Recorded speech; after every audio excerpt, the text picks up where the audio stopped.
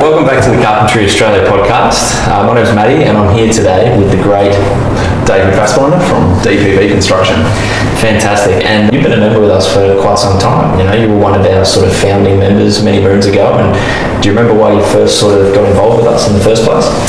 I think it was just finally there's a sort of someone to help us with our industry. And I think with carpentry, it's just loose. Like, you know, we need help, and I think Carpentry Australia is there to solve that need. And when did DPV start? And sort of take me through your apprenticeship, and hey, I know you're a registered builder now. So how did you get to that sort of stage? Yeah, so we started way back in like 2011, and a lot of that was when I was still an apprentice. But sort of start right at the story. So I sort of finished school and in 2007, and then from there I went to university, and with the mindset always wanting to be a builder.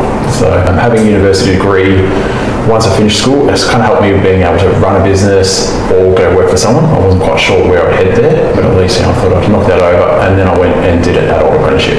So I think with that, doing an adult apprenticeship later in life, a lot of people sort of thought, you've changed industries, changed career paths, but my intent was always to be in construction. And I think by doing a second, it kind of gave me a leg up. A lot more life experience, but then also knowledge and know-how too, and a lot more drive, because at that point, I was already out of home, so I'm like, I've got the motivation, I need income, I need a paycheck, so get the lights on. Yeah, you've got expenses, so it's like, I hustled, and I did a lot of work after hours too. So like throughout my apprenticeship, I'd do my, call it 7:30 till 4, and then I'd often go do maintenance projects or jobs after hours or weekends. I was doing 7 days for quite a while, and I think that really helps, sort of progress to where we are now.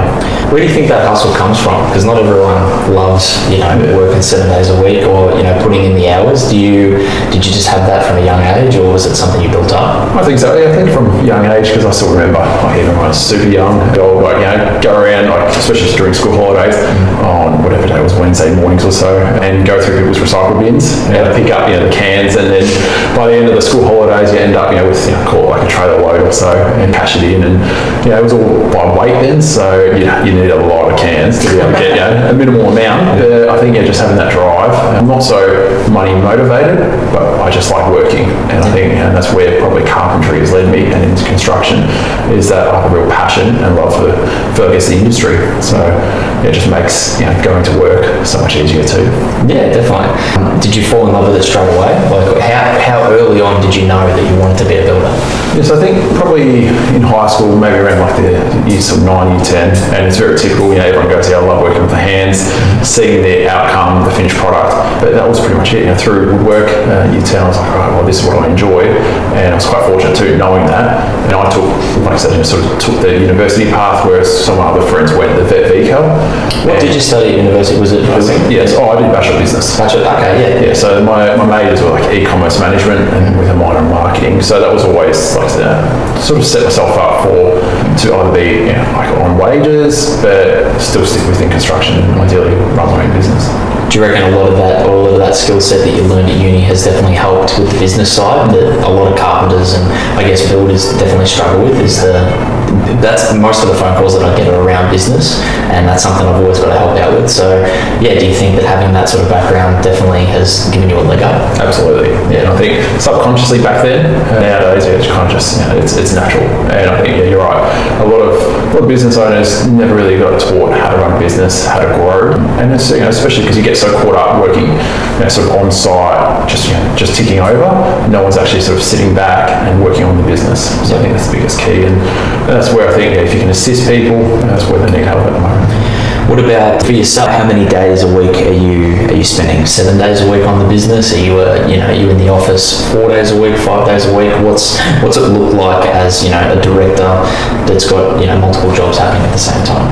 Yeah, so I predominantly try to be in the office, but depending on the weeks and where the projects are at or what sort of comes in on my schedule, it does dictate. But I still try to keep somewhat a little bit of routine.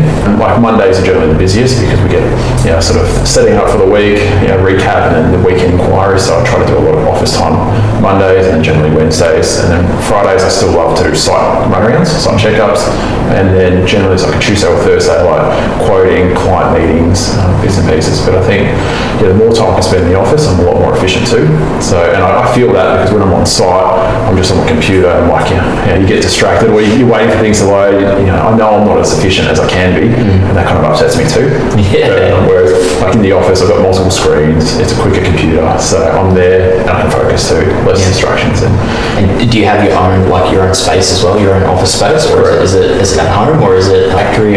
So we've got an office factory in Box Hill South. Yeah. So factory downstairs where we store a lot of our, equipment, and that's probably the biggest difference as well. Coming from carpenter to builder, there's a lot of extra tools, equipment, assets that you need just to run the site, which unfortunately you have to store somewhere too. So in between projects, or as some projects at different stages, they come and go, and then we've got like a mezzanine office upstairs. Which do you think having your own space definitely helps with, like you said, the focus, the organisation, sort of making sure that you stay on track? Yes, and I think it gives you that drive as well to go along, and it's also presentable to a lot of clients because we'll have client meetings, especially earlier on. We're pricing projects or running through with client meetings. I'll often invite them to the office, and we'll just sit down and we'll run through either proposals or potentially that new lead. And I think it just shows that professionalism too. We are a level up from the home office builder or the one-man show, and that's also reflected in the service and the value that we can offer, and then also the price. So I know we're not the cheapest, but then we offer a lot more value. Yeah, I guess no one wants to be the cheapest. Well, that's the idea, isn't it? Some days it feels like there's a race to the bottom, and that's where a lot of the sort of unqualified industries are. But I think with carpentry, we keep trying to push it up, because it is a skill. And we want a lot of carpenters to be recognised for the time and the effort, and also the knowledge on site too. Yeah. Because at the end of the day, carpenters are there right from say demolition right to handover.